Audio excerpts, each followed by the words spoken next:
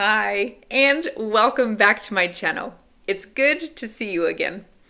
Today's class will be about words that are often confusing to everyone, including native English speakers. This is part 6 of a series I am making about confusing words. So if you need help with certain vocabulary, this is my list so far. If you have something else you would like to learn that is not on this list yet, let me know and I can write it down and explain it in my next video. For today though, we will focus on affect and effect, and accept and accept. These words either sound identical to each other or very, very similar. We'll take a closer look at each of them, so let's get started and bring you one big step closer to English fluency. Let's get started with affect. Affect, spelled A-F-F-E-C-T, is mostly used as a verb. And we use it to talk about the action of influencing or making a change in something. For example, you might say, "Your mean words affect my mood," meaning that the mean things you are saying to me make me feel sad or upset. We can verbally or physically affect someone or something. Drinking lots of water affects me positively. How did the news affect you? Not getting enough sleep will affect your concentration and focus the next day. Here is a small tip for affect. If you can use another verb instead of affect, then affect will always be the right word. Let me show you what I mean. When we look at the examples again, switching out the word affect for a different verb, we can say things like, "Your mean words hurt my mood." Drinking lots of water helps me positively. How did the news inspire you? Not getting enough sleep will reduce or lower your concentration and focus the next day. That rule is 100% true each time because affect is also a verb. Effect, spelled E-F-F-E-C-T, is typically used as a noun, and we use it to talk about the result or consequence of an action. Affect and effect sound the same, but some people do say effect with a hard E at the beginning of the word. For this video, I will also say effect so that we don't confuse the words.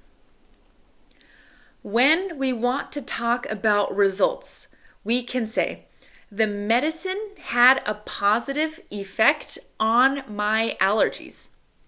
This means the result of the medicine was good. Watching funny movies always has a good effect on my mood. If you aren't sure which one to use, think of affect, which starts with an A, as action. Think of effect, which starts with an E, as end result. Just like with affect and switching it for another verb, you can use the same with effect and switch it with a noun. Let's use the word result instead of the word effect. The result of the allergy medicine was great. No more sneezing. Achoo! Your sunburn is a result of you staying outside too long on the beach. The result of your hard work at your job is a big promotion. So, a better position with more money, hopefully. Let's look at both words in the same sentence. The rain might affect our barbecue party, but its effect on the garden will be fantastic. The rain will change our party from being outside to either inside or cancel it completely. The result of the rain on the garden is great because plants need water to grow. Let's do one last, more complicated sentence. His teachers affected his confidence greatly, and their kind, supportive words had a big effect on his success in life. His teachers said really nice things to him, which changed his thinking process to always be a lot more positive. As a result of this positivity, he became successful later in life. Great. The next two words on our list today sound exactly the same, but are much, much easier to learn and to understand. Let's take a look at its and its. All right. It's spelled I-T-S without an apostrophe, is possessive. Something belongs to something else. The tree is huge and its branches are almost touching the house. The cat licked its paws. The museum opened its doors for the grand opening yesterday. As you know, in English, we don't have genders for our nouns. German has der, die, and das. Spanish has el and la. Hundreds of other languages have that too. But luckily for English nouns, we only say it. Of course, woman is female and man is male. But for things, we don't really have a gender. The house, the book, the window, all of these are it. Use its the same way you would say her or his. Her flowers are pretty. Let's use garden now. Garden is neuter, so no gender. Its flowers are pretty. Good. It's spelled I-T apostrophe S, is simply it is or it has. It's, as in it is, can be used in sentences like it's hot outside. It's going to rain tomorrow. It's good to see you again. You use these sentences in English conversations all the time, I would say. In fact, I think you probably would use them in every single conversation you will have in the English language. It's, as in it has, can be used like it's been a great year so far. It's been a long time since I watched that film. It's gotten so cold outside.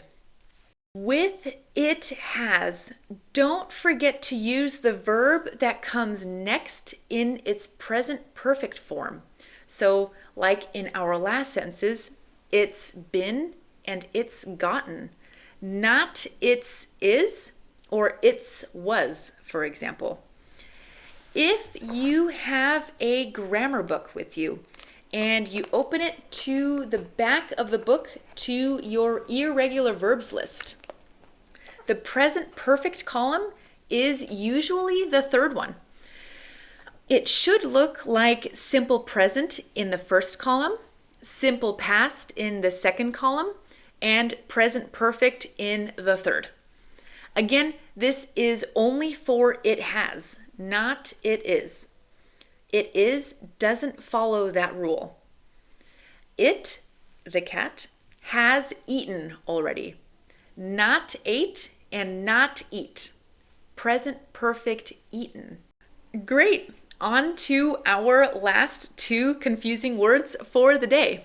Accept and accept. Let's jump right in. These words really do sound nearly identical. And when spoken in very quick English, they do sound the same. Accept is pronounced like accept, and accept has more of a hard X sound, like accept. If you pronounce them the same, it's okay because a lot of people do, including myself, which is why they are confusing words. Accept, spelled A-C-C-E-P-T, is a verb, and we use it when we say yes to something or agree with something. You accept a new job, or you accepted a trophy because you won in a tournament. You said yes to these things. Accept, spelled E-X-C-E-P-T, is used when we don't include something. Something stays separate from what I'm talking about. I know that sounds a little strange, but we use this word very often. You probably do as well in your native language. Let me show you how to use it in English. He loves all ice cream flavors except vanilla. Everyone came to visit except Mary. She loves all animals except snakes and spiders. With these senses, you can see that we have something not included in the group. To better remember these, we can use the same tip we used towards the beginning of the video and look at accept, which starts with an A, as approve, which also starts with an A. Accept, which starts with an E, we can think of exclude. Also with accept, the word but can be replaced in many of these senses. He loves all ice cream flavors but vanilla. Everyone came to visit but Mary. She loves all animals, but snakes and spiders, not so much. English is a very flexible language, so if you don't like saying the word accept, or maybe you forgot it in the middle of your conversation, no problem at all. There are many other words you can say, but, excluding, and even besides. Just remember to always keep practicing and please never give up. English is an incredible language. Yes, it is difficult at times, but it is absolutely worth it once you get the hang of it. All right, great job. I think that's enough information for today. Thank you for coming along with me on this English learning adventure. I can't wait to see you again for part 7. So until then, bye.